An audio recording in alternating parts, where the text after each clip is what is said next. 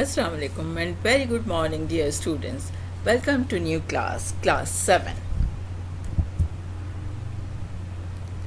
Students, today we are starting with chapter operations on sets and today's topic is sets and its types. Students, please open your mathematics books, new countdown book 7.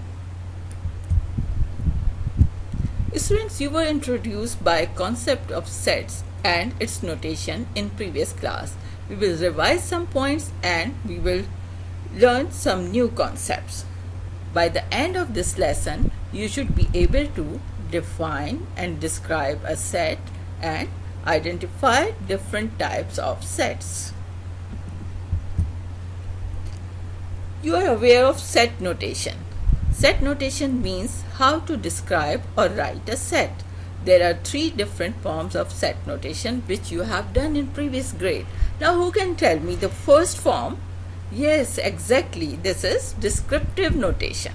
In this form, the set is described by a statement and not placed within curly bracket. For example, set A equals to set of first 5 English alphabet and there is no curly bracket. Now what is second form? Yes, exactly, tabular notation or roster form. In this notation, the elements of the set are written within the curly brackets. As example, set A, then in curly brackets the elements are written A, B, C, D and E. And now the third type is set builder notation. In this notation, the set is written within the curly bracket in form of a rule. Example, set A, X, whereas X is a letter of English alphabet before F. So these are 3 types of set notation. You must have noticed that all the 3 sets are same.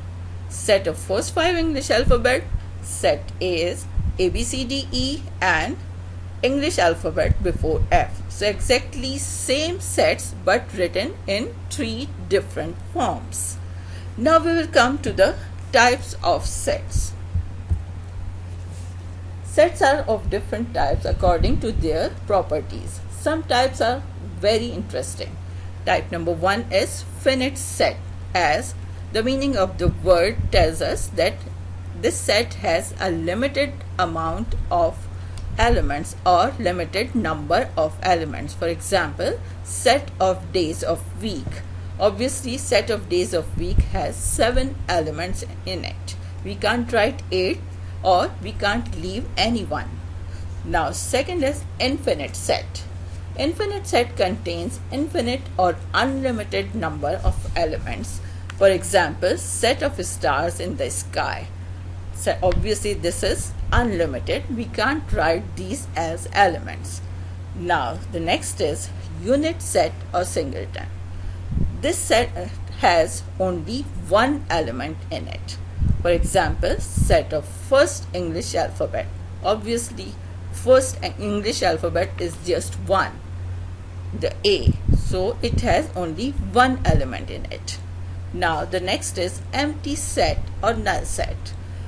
This set has no element or no member in it. For example, set of 2-digit numbers greater than 99. Yes, you are laughing on it because greater than 99 numbers have 3 digits at least.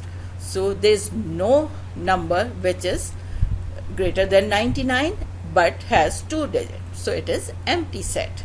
Now disjoint sets. These sets have no common elements or members in it. For example, set A has members 1, 2 and 5 and set B has members 3, 6 and 7. So there is no common element or member in these sets. So we can say set A and set B are disjoint sets. Now overlapping sets. In overlapping sets, at least one element is common. For example, set F has A, C and F as elements and set G has C, E and G as its elements. So you can see that C is common in both the sets. So set F and set G are overlapping set. Now equivalent sets.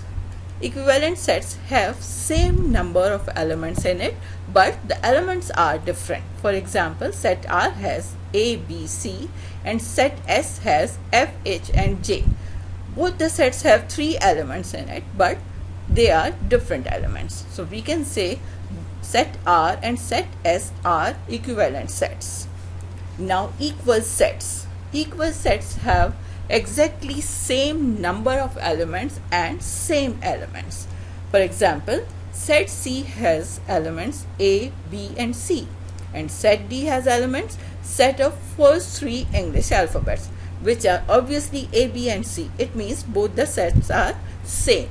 So these sets are equal sets, and we can say set C is equal to set D. Now universal set. Universal set contains elements of all the sets under consideration. For example, set K has elements Tuesday and Thursday, and set L has elements Saturday and Sunday. And universal set of set K and set L is days of the week. So the universal set of these two sets is set U, which has elements days of the week, which is related, and it is called its universal set. Now subsets. When each element of a set is also element of another set, it is called subset. For example, set T has elements 1, 2, 3, 4, 5 and 6, and set V has elements 1, 3 and 5. Set W has elements 2, 4 and 6.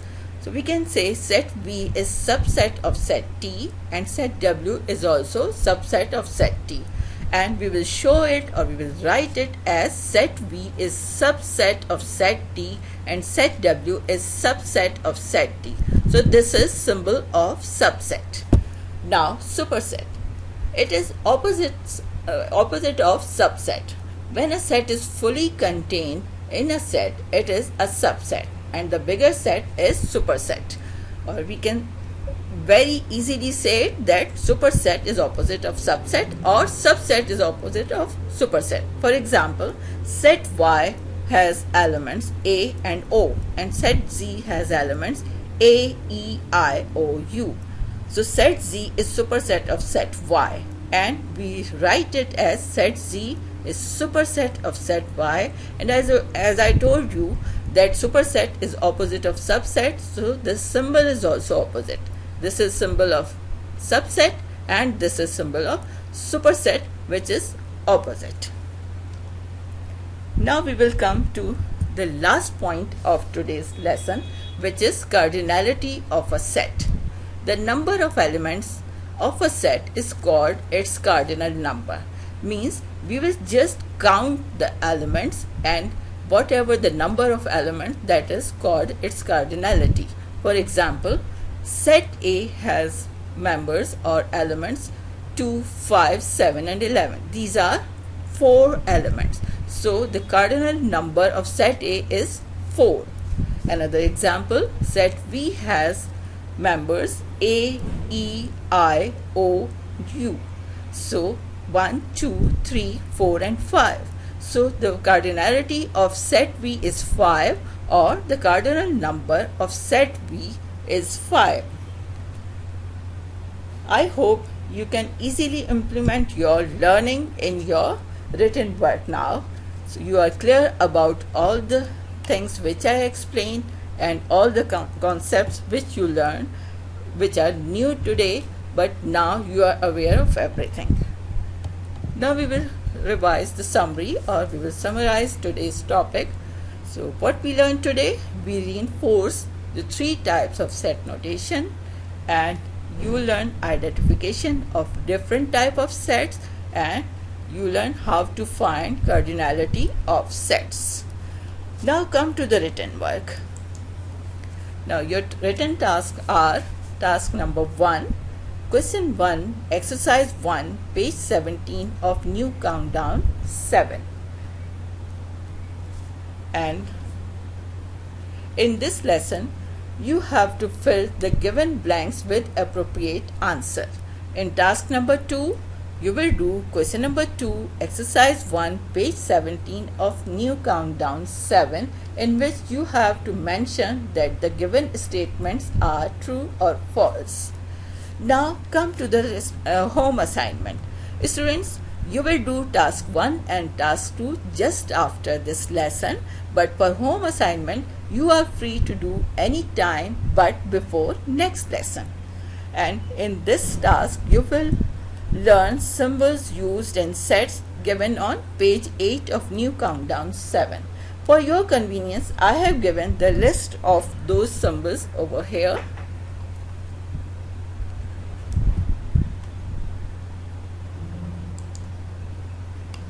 So this is the symbol of equal sets. This symbol is for unequal sets. This symbol is used for equivalent sets, and this is for not equivalent sets. And this symbol is member of, and this is for not member of. And this symbol is used for empty set, and this is used for subset, and this is for not a subset. And this symbol is used for proper subset, and this is for not a proper subset, and this symbol is used for such that. I hope you enjoyed today's lesson. Now, Allah Hafiz, good luck and keep practicing.